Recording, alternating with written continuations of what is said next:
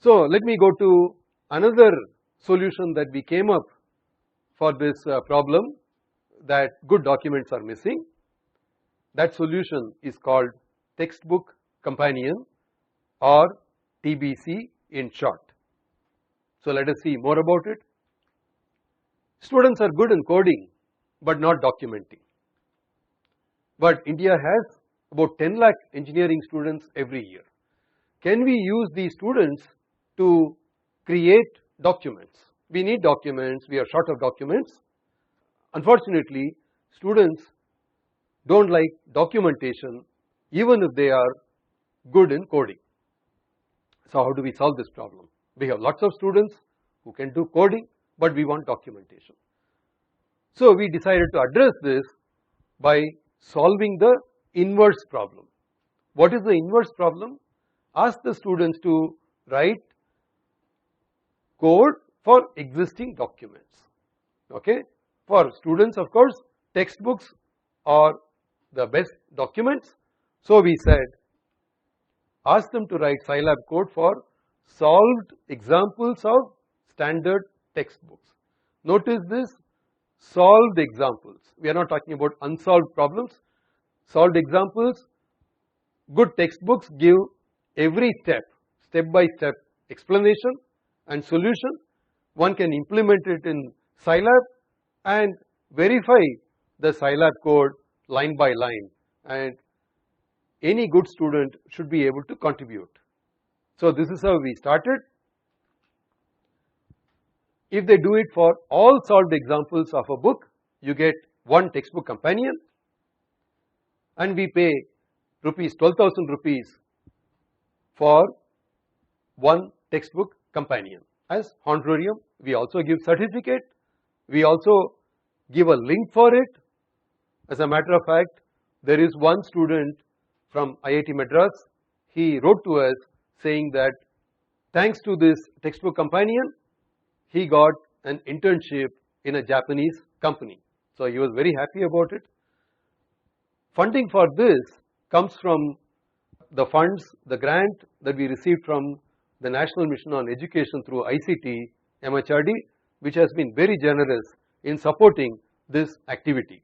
So I would like to invite all students to benefit by this, to contribute to this, and also to use this. How does one use it? I am going to explain it shortly. Okay, 1000 college students and faculty contributed. These students came from all over India, all parts of India.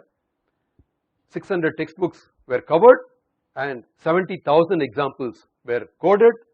If you assume that there are 100 examples in a textbook, then there will be 60,000.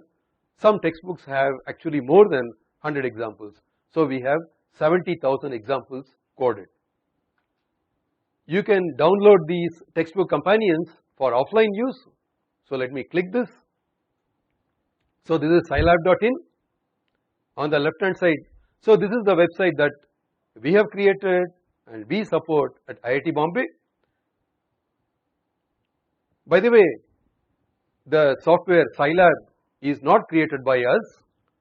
Scilab is, in fact, we have given a disclaimer also that it is, of course, we have said that it is a trademark of INRIA and Scilab Enterprises, and it has been now bought over by a company, and I will show the link for that here. But let's come here, let's come back to this page and let's go to Textbook Companion project, and you have something called completed books. When we click this, you can see that there are 594 books that have been completed. So it has, if I just scroll down, you will see that there are indeed 594 books. Here it is. It is possible to get books according to specialization. So let me do that.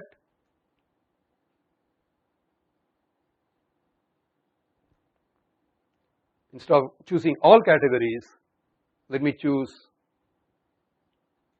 electrical engineering for example, and in that let me choose, there are more here, signal processing. Now if you go through this, you see that in signal processing alone there are 17 books. So this is a very popular book, Prokis and Manolakis, DSP. So let me click this, and it says that download codes. Notice that we are not giving a book, we are only giving Scilab code. To understand that code you need the book. As a result, this is a true textbook companion. It only gives the Scilab code, it does not give the book.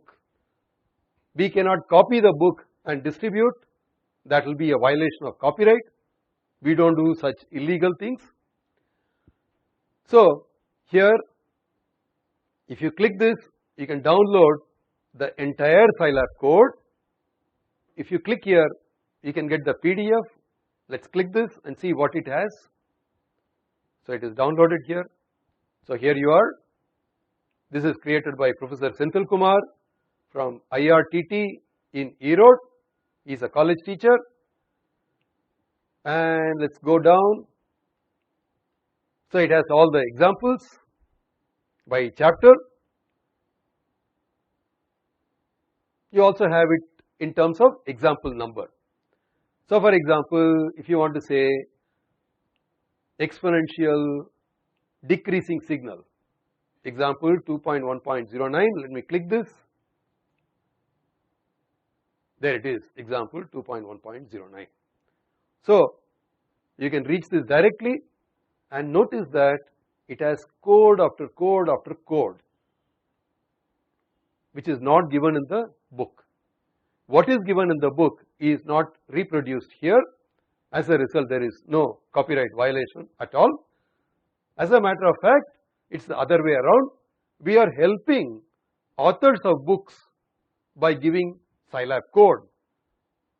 There may be authors who may not have given any code with their book, but we have given Scilab code, and we have given it for 600, close to 600 books, in fact 594 as of now, and there are some more books in pipeline.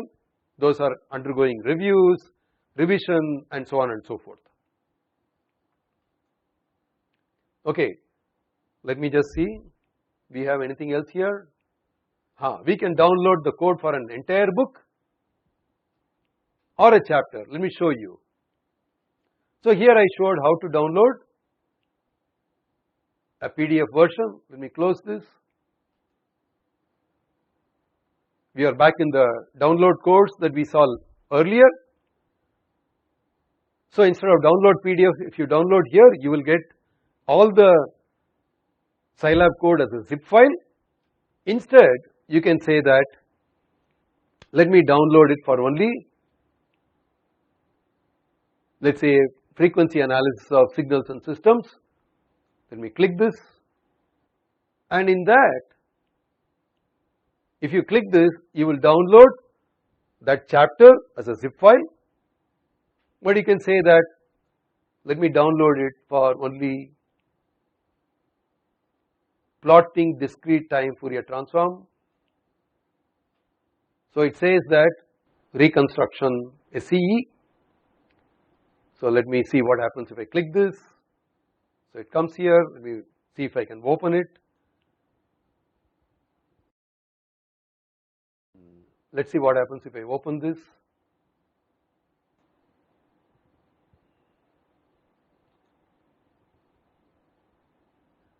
I can show it in Finder. Here it is. So let me right click it, run with Scilab, it says. Okay, let me try this. So here it is. Okay, let us clear the console. Sampling frequency in hertz. Let us put 50.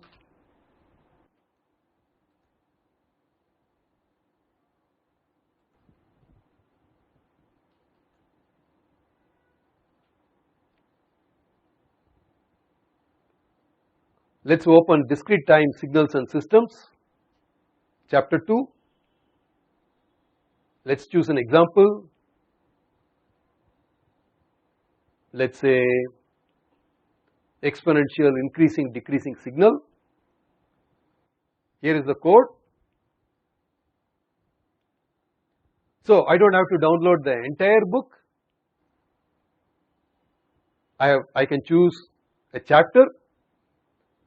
If I click here and download, I will get the zip file for that chapter only.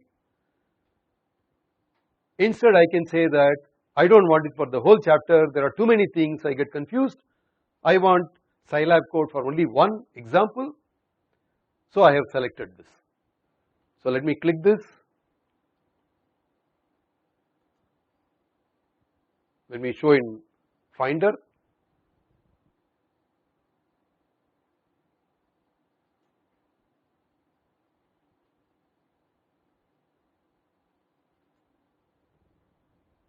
Okay, I ran it, you see the output.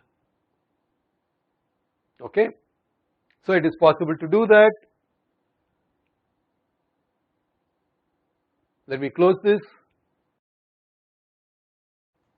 So as I told you earlier, you can download the code for an entire book or a chapter or an example. So which is very useful because you can just go to the example that you like, download only that code, run it and test it. Now I am going to give a demo of Scilab Cloud on Garuda. So here is the link. Let me click this. So let me demonstrate it. Let me choose once again electrical engineering. I will choose control systems. I will choose VCCO, frequency domain analysis. See how it is organized. First the main category, then subcategory.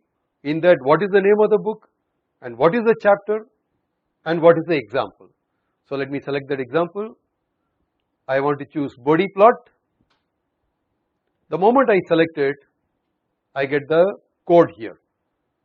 So this is written by some student, one of your friends from across the country. So let us execute this. So it gives the body plot, you can download it if you want. Let us close it and here is the result. Let me zoom it a little bit. Okay, you can actually see that. Now I am going to ask you a quiz. Suppose I increase the gain of this transfer function. Let us go to 5000. Okay, that is right. You can actually edit this page. So I have changed this from 2500 to 5000. Now if I do that, what will happen to gain margin and phase margin? I want you to note down. Gain margin is 14, phase margin is 31. If I increase the gain, what will happen for this system? Okay, let us go ahead. So this goes to Garuda Cloud, which is hosted in Bangalore by CDAC. Let me close this.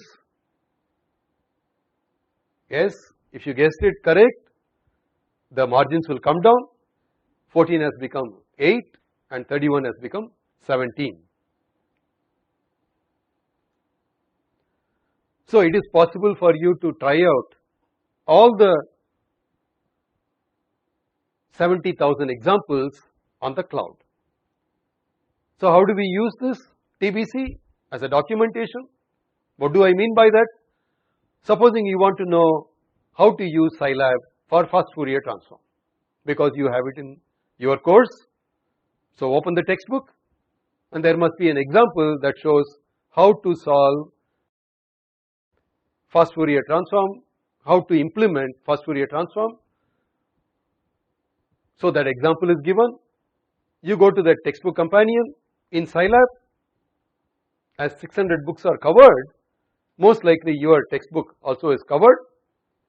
You go to that chapter, that particular example and open the Scilab code.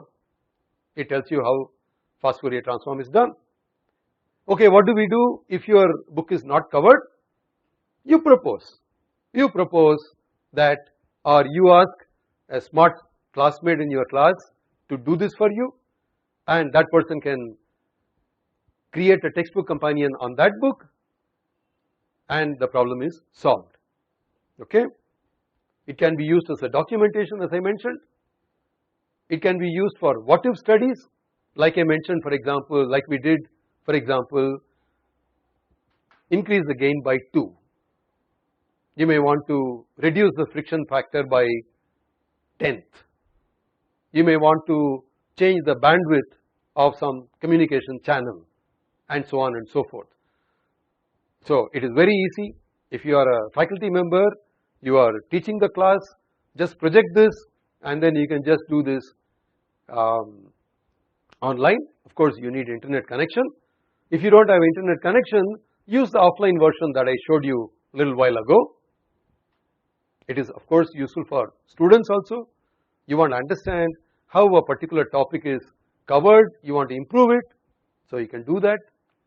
As a matter of fact, I believe that this alone, that is the textbook companion alone, is useful to most of the 40 lakh engineering students who are in our colleges at any time, right? So for them, Scilab is more than enough.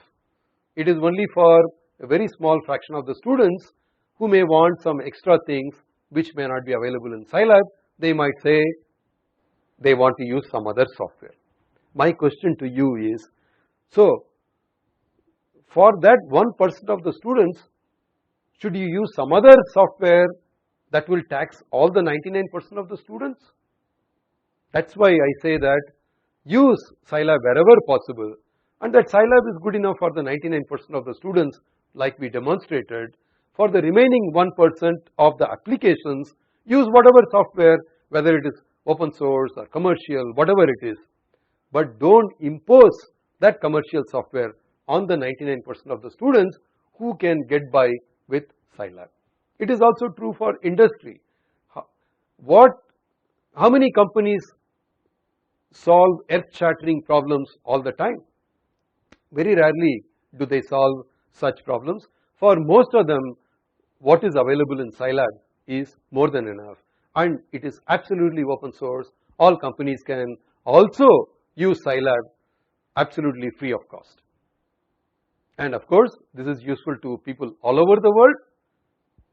Imagine this is something created by us, by our students, who are funded by our taxpayers, made available to the whole world, and that is the beauty of open source software. You create a good product and share it, and lots of people can benefit by that. Just like Scilab was created by somebody and they left it as open source for all our students to benefit, we also reciprocate in this manner. There is another very nice thing that we have created on top of this textbook companion: code search. Let me show you.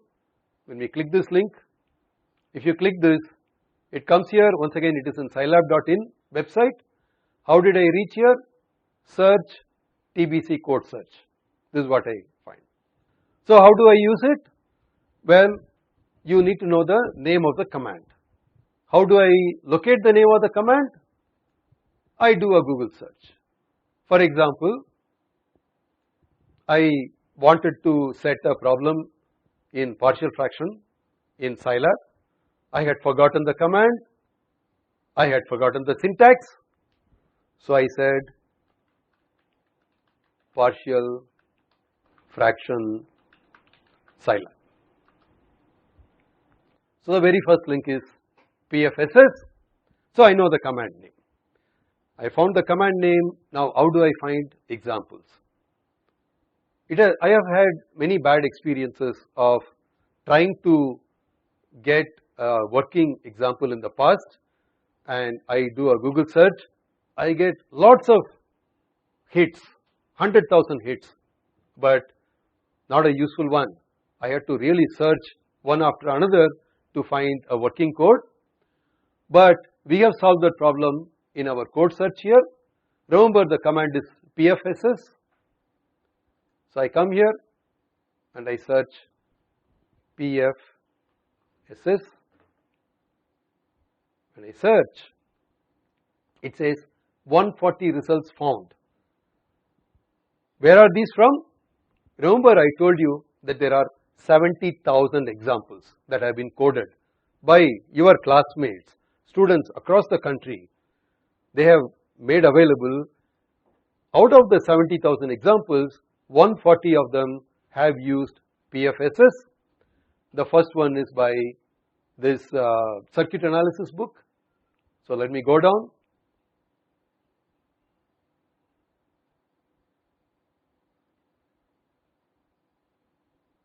Here is a book by Ashok. Here is a book by Babu. Here is a book by Salivasanan. Here is a book by Manke. You keep doing it until you like a book that is displayed. Here is a book by Kofenauer, which I used when I was a student. I said, hey, I have used this book. Let me view this example. It immediately takes me to the Scilab on cloud that we have seen before. This is example 4.2 in that book. And if you see here, notice that PFSS is here. So all I have to do is to execute and I get the result. Only the denominator is displayed. That is because after numerator there is a semicolon. Let me delete it. Let me run it. And I get numerator also displayed. You can see that partial fraction is with the denominator s minus 2, this is s plus 1, s minus 1 and so on. So if I don't like this, I can modify it, rerun it, I get an example and so on. So this is extremely useful for faculty members if they want to set problems for lab exam, final exam, whatever it is, and you can do this for all kinds of applications. Of course, it will also help you to identify examples for the command that you want to find out.